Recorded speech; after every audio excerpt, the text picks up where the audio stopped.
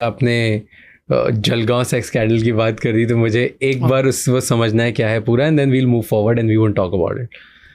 क्या था वो, और क्यों आपकी करियर की वो हाईलाइट बन चुकी है?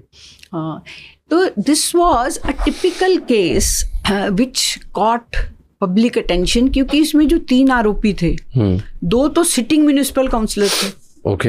एक्चुअली जिनको विमेन सेफ्टी के लिए सबसे ज़्यादा इनिशिएटिव लेना चाहिए था वो ही आरोपी थे, और एक एमएलए का, पास्ट एमएलए, फॉर्मर एमएलए का बेटा था। तीनों पावरफुल, यंग, और उनका एमओ बड़ा अजीब था, मोडस ऑपरेंडी।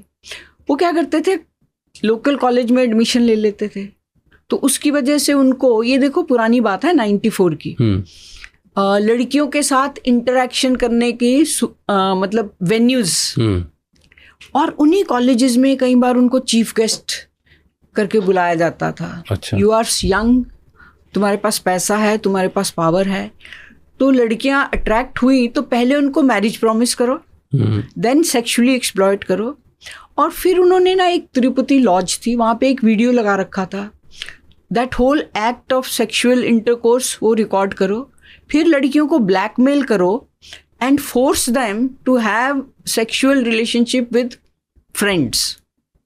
और लड़कियां इसमें इतनी ज़्यादा फंस गई कि उनको समझ ही नहीं आ रहा था कि बाहर कैसे निकलें, इतनी ज़्यादा एक्सप्लॉयटेशन हो गया। और उस टाइम महाराष्ट्र में लेडी ऑफिसर्स थी नहीं, मैं बाय चांस सीआईडी में पोस्टेड थी, तो मुझे वहाँ जब भेजा गया तो एक्चुअली मेरे जो बॉस थे उन्होंने कहा तुम शहर में मत रहो, शहर में अगर रहोगी तो लड़कियां नहीं आएंगी, तो शहर से बाहर मुझे एक वो दे दिया गया। क्यों नहीं आएंगी लड़कियां शहर में? क्योंकि उनसे डरती थी, लोकल लीडर से डरती थी, और लड़कियां ऑल्सो, उनका मेन ये कहना था कि हमारे पेरेंट्स हमें केस नहीं दाखिल करने देंगे, वो भी सही था। तो ये केस स्टार्ट कैसे हो, पता कैसे चला कि ये हो रहा है? पर अचानक मीडिया में कोई बोला, नाम वाम तो आया नहीं, तो इतना ज़्यादा हंगामा कि 100 से ज़्यादा लड़कियों का एक्सप्लॉयटेशन हुआ है। तो लोकल कम्युनिटी और स्कूल, कॉलेजेस, काफ़ी ज़्यादा ये जब अपरोर हुआ तब मुझे भेजा गया। और इसमें एक और जो निष्पन्न हुआ कि महाराष्ट्र में इतनी कम लेडी ऑफिसर्स थी कि जब मैं जलगांव में गई तो 8-10 दिन के बाद लेडी ऑफिसर्स को, इनको कभी कोई नासिक से भेज रहे हैं, कभी नागपुर से भेज रहे हैं, कभी मुंबई से भेज रहे हैं, पुणे से भेज रहे हैं। तब हमें समझ में आया कि अगर ऐसे लड़कियों का, महिलाओं का एक्सप्लॉयटेशन हो बड़े स्केल पे, हमारे पास तो मैन पावर ही नहीं है। तो इसलिए एज ऑफ टुडे महाराष्ट्र में और rest of the country 25 to 30% reservation है फॉर विमेन इन पुलिस, पर as of today less than 12% तक हम पहुंचे हैं। अनदर 10 years जब 30-33% हो जाएंगी महिलाएं, तो पुलिस स्टेशन का प्रोफाइल बदलेगा, शायद क्राइम रिपोर्टिंग और बढ़ जाए। तो आप लोग जो हैं, आप लोग तो क्रिटिसाइज करेंगे कि महिलाओं के अगेंस्ट क्राइम बढ़ा है, बट अगर रिपोर्टिंग बढ़े दैट्स अ गुड साइन। सो आप बता रहे थे कि तो आपको पहले तो सिटी के बाहर आपको डाला, फिर कैसे वो सॉल्व हुआ, क्या हुआ? फिर वहाँ पे एक ही लोकल असिस्टेंट सब इंस्पेक्टर थी, वो जाती थी स्कूल कॉलेजेस में से, तो काफ़ी लड़कियाँ बोलती थी कि हमारे ऊपर ही अत्याचार हुआ है, पर आती नहीं थी। फिर आस्ता आस्ता आने लगी, क्योंकि उनको लगा कि यहाँ तो कोई देख नहीं रहा है, तो चुपचाप आ जाती थी, बैठे रोती थी, बताती थी कैसे हुआ।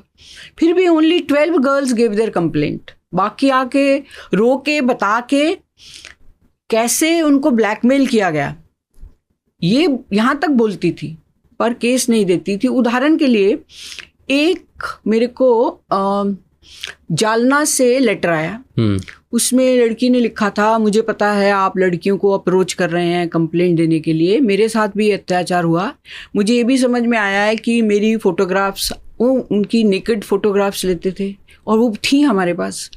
अगर आप मेरे पास आए, मेरा तो अब विवाह हो गया है, मैं अब हैप्पीली मैरिड हूँ, अगर आप मेरे को अप्रोच किए तो मैं सुसाइड कर लूँगी। तो ये बहुत नाजुक सा हो जाता है टू हैंडल दीज केसेस। तो हम सिर्फ 12 केसेस ही कर पाए इसमें दाखिल। तो फिर केसेस दाखिल करे तो उन लोगों ने नाम लिए, कौन करता था, कैसे करता था? हाँ किए ना, आरोपी सब अटक किए, सेशन कोर्ट ने इनको शिक्षा दी, पर हाई कोर्ट में वो केसेस छूट गए क्योंकि कंप्लेंट्स इतनी लेट थी। ये भी लड़कियों तक पहुंचना चाहिए। अगर हमारी केस रेप बलात्कार किया है, इमीडिएट मेडिकल एग्जामिनेशन बहुत एसेंशियल है। इसमें हाई कोर्ट ने ये ओपिनियन ले लिया कि आपका जो मेडिकल एग्जामिनेशन रिपोर्ट है वो तो 6 महीने बाद का है, 1 साल बाद का है, तो बेनिफिट ऑफ डाउट मिल गया आरोपी को। तो वो 3 आरोपी छूट गए।